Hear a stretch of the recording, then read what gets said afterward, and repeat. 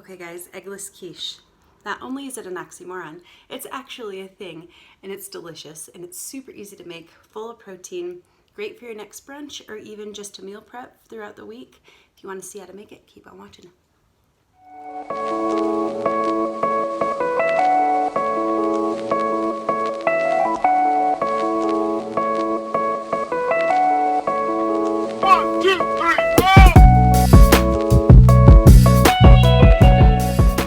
Okay guys, to get us started, we are just making a really simple gluten-free crust. I've got a cup of flour here and 7 tablespoons of really cold vegan butter. I've got it cubed up here, and I've also got some sea salt that I'm going to add to the mixture. I am dumping these little butters in here. You can use a pastry cutter, but I like to use my hands. I really like to feel it. It might be the ceramic artist in me, but I really like using my hands and getting messy. So I just get in there, break it up with my fingers until they're about pea-sized bits that are mixed throughout the flour evenly, and then I'm going to add some ice water tablespoon by tablespoon until the dough just comes together. And this is the perfect dough for any savory dish. If you want it to be a sweet dough, you can add a tablespoon of sugar, and it works perfectly for that as well. It's very versatile.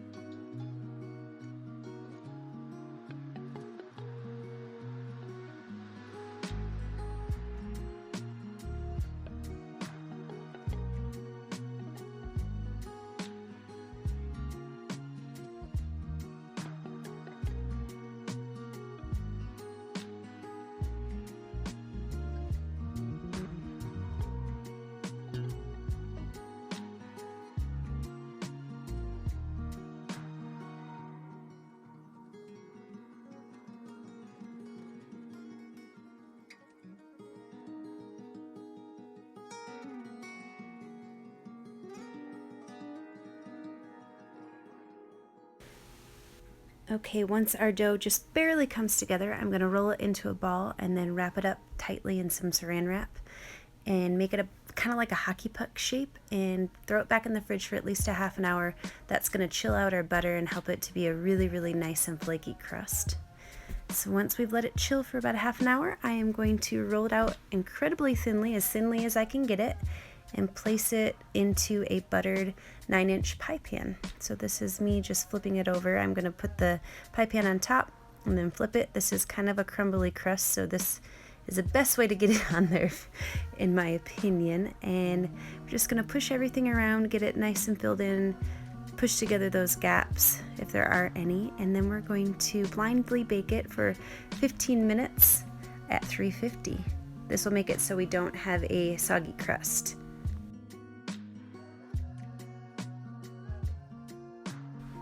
Okay, now on to our quiche portion of this recipe. This is so easy. All you do is you take a brick of firm tofu. I'm just putting this in my Vitamix here. Any high-speed blender will work perfectly, or a food processor works just fine as well. I'm just breaking it up a bit and throwing it in there. Also throwing about 3/4 of a cup of non-dairy milk. I've also got a half a cup of nutritional yeast and 2 heaping tablespoons of chickpea flour. That's going to bind everything together.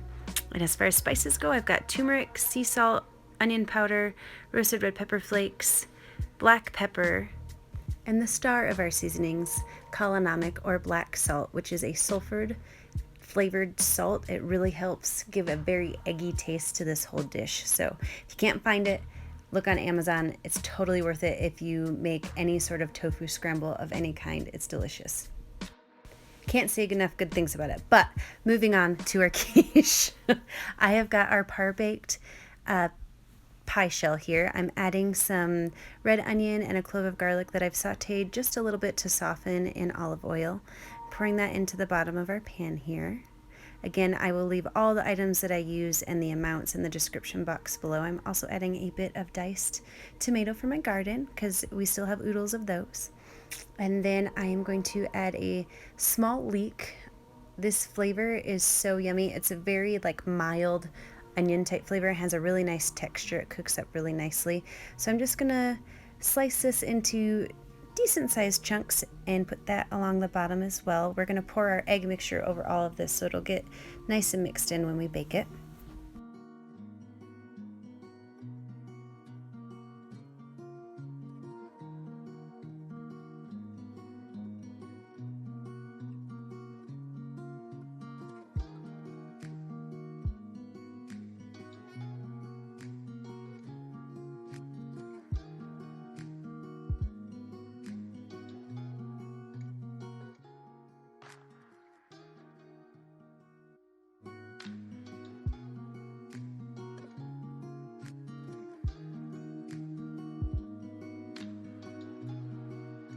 Then I thought that this Beyond Meat hot Italian sausage would go perfectly with leeks and tomatoes and red onions, so that's what I'm using. It's also going to give us another little boost of protein, and it also has a bit of oil in it, so we don't need to add any oil to our egg mixture because this is going to kind of give everybody, mix some fat into everything, if that makes sense.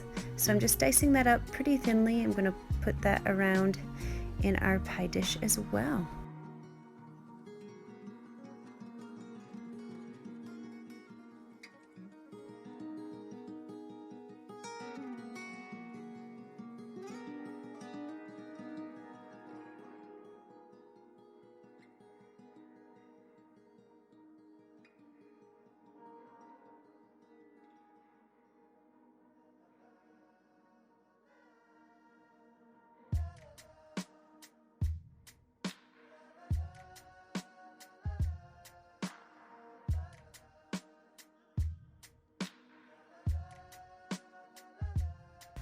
Once we've got everything pretty evenly spread out here, I am going to pour on our mixture. That's what the batter looks like. It's like a pretty thick pancake batter.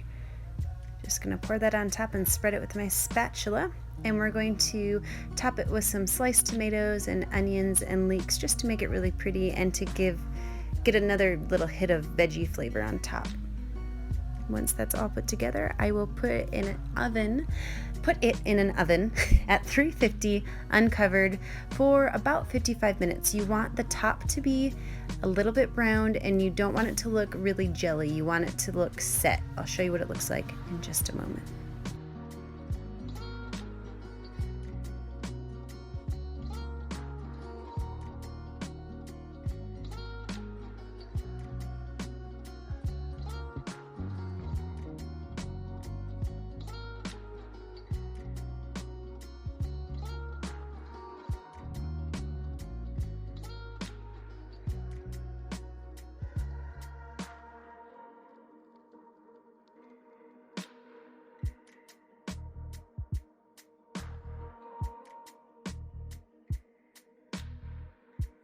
Once everything's in our pan, I'm just going to tap it a little bit, get some extra air bubbles out of there, and throw it in the oven. Here we are about 55 minutes later. I started checking it at about 40 minutes just to make sure I wasn't burning anything, but see how it's nice and golden on the top, and then when you press around the edges, it just springs back just barely. So the trickiest part of this whole recipe is getting the first piece of quiche out. It's a little bit messy, but once you get that first one out, it all comes out pretty well from there. This recipe is super yummy hot, but I also find it's delicious cold. I just pack it in my little to-go box for lunch and it's good to go. I've got good carbs, good fat, a ton of good protein. Look how beautiful that is. Vegan quiche, who knew? Thanks so much for watching, guys. I hope you give this recipe a shot, and I hope you like it as much as I do. Like, subscribe, tell your friends. Cheers.